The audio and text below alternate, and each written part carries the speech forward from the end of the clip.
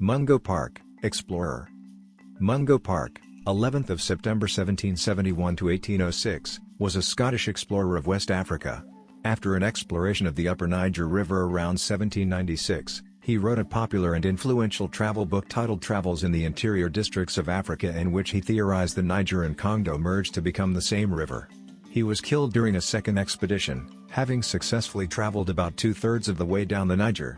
Park's death meant the idea of a Niger-Congo merger remained unproven, but it became the leading theory among geographers. The mystery of the Niger's course, which had been speculated about since the ancient Greeks and was second only to the mystery of the Nile source, was not solved for another 25 years. In 1830, when it was discovered the Niger and Congo were in fact separate rivers. If the African Association was the beginning of the age of African exploration, then Mungo Park was its first successful explorer. He set a standard for all who followed. Park was the first Westerner to have recorded travels in the central portion of the Niger, and through his popular book introduced the public to a vast unexplored continent which influenced future European explorers and colonial ambitions in Africa. Early life. Mungo Park was born in Selkirkshire, Scotland, at Foul Shields on the Yarrow Water, near Selkirk, on a tenant farm which his father rented from the Duke of Buccleuch. He was the seventh in a family of 13. Although tenant farmers, the Parks were relatively well off. They were able to pay for Park to receive a good education, and Park's father died leaving property valued at £3,000, equivalent to £237,920 in 2018. His parents had originally intended him for the Church of Scotland. He was educated at home before attending Selkirk Grammar School. At the age of 14, he was apprenticed to Thomas Anderson, a surgeon in Selkirk. During his apprenticeship, Park became friends with Anderson's son Alexander and was introduced to Anderson's daughter Alison, who would later become his wife. In October 1788, Park enrolled at the University of Edinburgh, attending for 4 sessions studying medicine and botany. Notably, during his time at university, he spent a year in the natural history course taught by Professor John Walker. After completing his studies, he spent a summer in the Scottish Highlands, engaged in botanical fieldwork with his brother-in-law, James Dixon, a gardener and seed merchant in Covent Garden. In 1788, Dixon, along with Sir James Edward Smith and 6 other fellows, founded the Linnean Society of London. In 1792, Park completed his medical studies at University of Edinburgh. Through a recommendation by Banks, he obtained the post of assistant surgeon on board the East India Company's ship Worcester. In February 1793, the Worcester sailed to Bencoolen in Sumatra. Before departing, Park wrote to his friend Alexander Anderson in terms that reflect his Calvinist upbringing. On his return in 1794, Park gave a lecture to the Linnean Society, describing 8 new Sumatran fish. The paper was not published until 3 years later. He also presented Banks with various rare Sumatran plants. Travels into the interior of Africa. First journey. On September 26, 1794, Mungo Park offered his services to the African Association, then looking for a successor to Major Daniel Houghton, who had been sent in 1790 to discover the course of the Niger River and had died in the Sahara. Supported by Sir Joseph Banks, Park was selected. On May 22, 1795, Park left Portsmouth, England, on the brig Endeavour, a vessel travelling to Gambia to trade for beeswax and ivory. On June 21, 1795, he reached the Gambia River and ascended at 200 miles, 300 kilometers, to a British trading station named Pisanaya. On 2nd of December, accompanied by 2 local guides, he started for the unknown interior. He chose the route crossing the upper Senegal Basin and through the semi-desert region of Karta. The journey was full of difficulties, and at Ludamar he was imprisoned by a Moorish chief for 4 months. On July 1, 1796, he escaped, alone and with nothing but his horse and a pocket compass, and on the 21st reached the long-sought Niger River at Ségou, being the first European to do so. He followed the river downstream 80 miles, 130 kilometers, to Sheila, where he was obliged to turn back, lacking the resources to go further.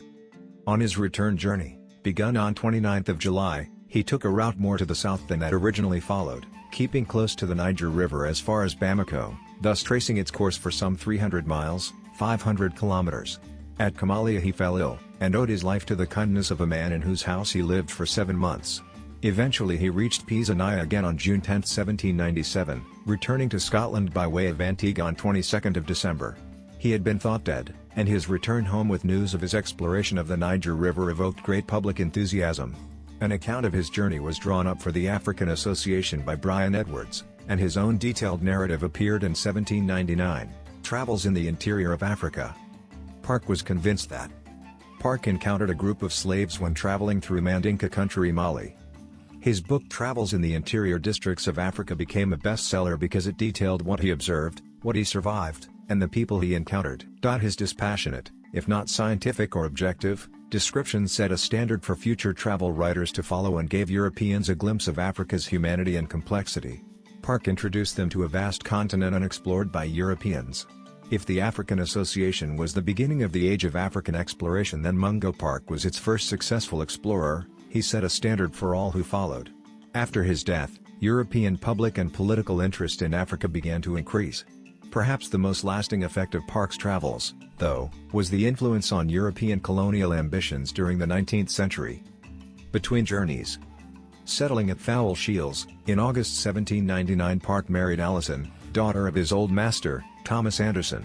A project to go to New South Wales in some official capacity came to nothing, and in October 1801 Park moved to Peebles, where he practiced as a physician. Second journey. In the autumn of 1803 Mungo Park was invited by the government to lead another expedition to the Niger.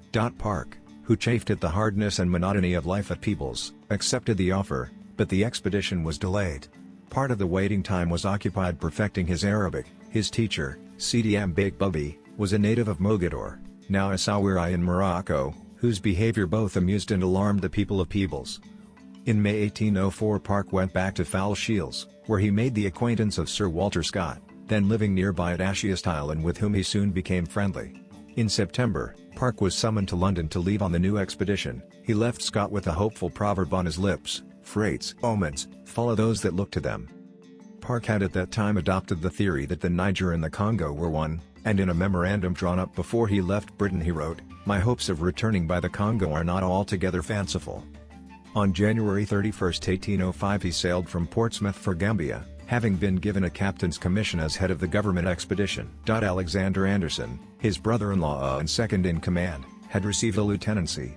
George Scott, a fellow borderer, was draftsman, and the party included 4 or 5 artificers. At Garay, then in British occupation, Park was joined by Lieutenant Martin, R.A., 35 privates and 2 seamen.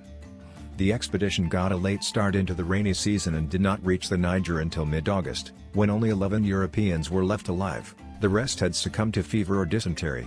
From Bamako the journey to Ségou was made by canoe.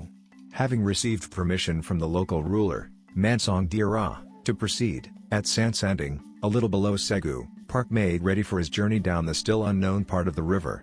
Helped by 1 soldier, the only one capable of work, Park converted 2 canoes into one tolerably good boat, 40 feet, 12 meters, long and 6 feet, 2 meters, broad. This he christened HM Schooner Joliba, the native name for the Niger River, and in it, with the surviving members of his party, he set sail downstream on 19th of November.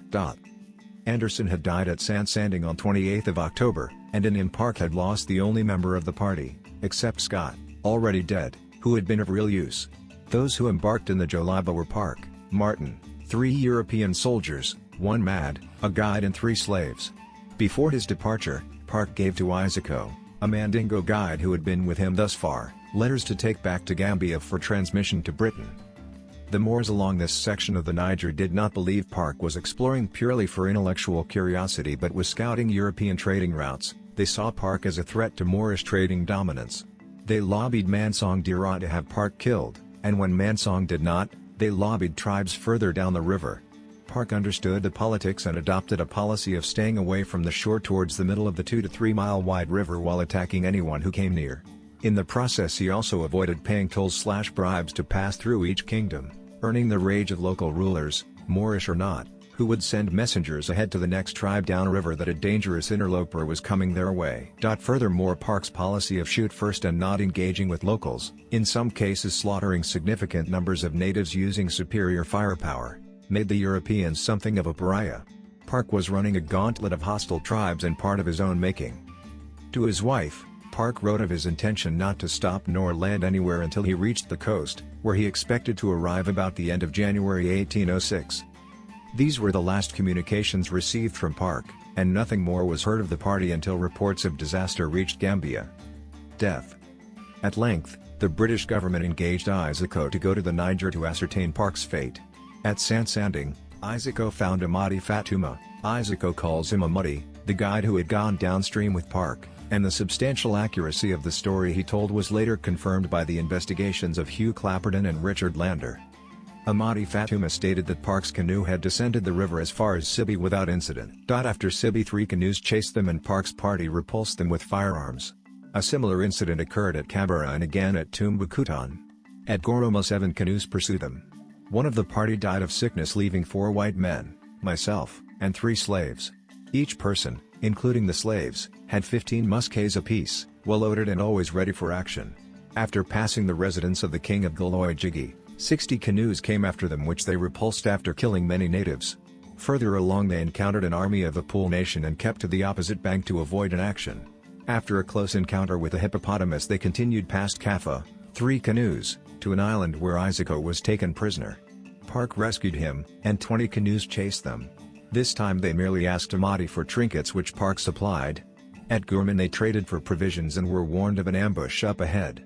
They passed the army being Almors and entered Husa, finally arriving at Yori, which Amadi calls Yor, where he, Fatuma, landed. In this long journey of some 1,000 miles, 1,600 kilometers, Park, who had plenty of provisions, stuck to his resolution of keeping away from the natives. Below Janae, came Timbuktu, and at various other places the natives came out in canoes and attacked his boat. These attacks were all repulsed, Park and his party having plenty of firearms and ammunition and the natives having none. The boat also escaped the many perils attendant on navigating an unknown stream strewn with many rapids. Park had built Jolaba so that she drew only 1 foot, 30 centimeters, of water. At Husa, Amadi traded with the local chief. Amadi reports that Park gave him 5 silver rings, some powder and flints to give as a gift to the chief of the village. The following day Amadi visited the king, where Amadi was accused of not having given the chief a present. Amadi was put in irons. The king then sent an army to Busa, where there is a natural narrowing of the river commanded by high rock. But at the Busa rapids, not far below Yeri, the boat became stuck on a rock and remained fast. On the bank were gathered hostile natives, who attacked the party with bow and arrow and throwing spears. Their position being untenable, Park, Martin and the 2 remaining soldiers sprang into the river and were drowned. The sole survivor was one of the slaves. After 3 months in irons, Amadi was released and talked with the surviving slave, from whom was obtained the story of the final scene. Aftermath. Amadi paid a Pule man to obtain Park's sword belt. Amadi then returned first to Sansanding and then to Segu. After, Amadi went to Dacha and told the king what had passed. The king sent an army past Timbuktu, to Sasha, but decided that Husa was too far for a punitive expedition. Instead they went to Messina, a small Palpule country, where they took all the cattle and returned home. Amadi appears to have been part of this expedition. We came all together back to Segu. Amadi then returned to Sansanding via Segu. Eventually the Pule man obtained the sword belt and after a voyage of 8 months met up with Amadi and gave him the belt. Isako met Amadi in Segu and having obtained the sword belt returned to Senegal. Isako, and later Richard Lander, obtained some of Park's effects, but his journal was never recovered. In 1827 his second son, Thomas, landed on the Guinea coast, intending to make his way to Busa, where he thought his father might be detained a prisoner, but after penetrating a little distance inland he died of fever. Park's widow, Allison, received a previously agreed upon £4,000 settlement from the African Association as a result of the death of Mungo Park. She died in 1840. Mungo Park's remains are believed to have been buried along the banks of the river Niger in Jebba, Nigeria.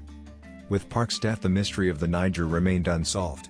Park's theory that the Niger and Congo were the same river became the general opinion in the years after his death.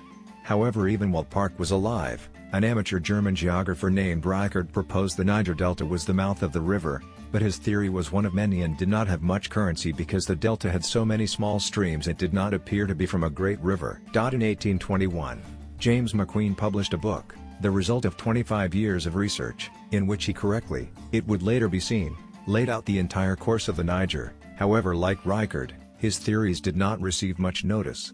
A number of failed expeditions were mounted, but the mystery would finally be solved 25 years after Park's death, in 1830. Richard Lander and his brother became the first Europeans to follow the course of the Niger from source to ocean. Medal. The Royal Scottish Geographical Society award the Mungo Park Medal annually in Park's honour. In media. Mungo Park appears as one of the two protagonists in the novel Water Music by T.C. Boyle. Works: Water Music by T.C. Boyle. Works: Water Music by T.C.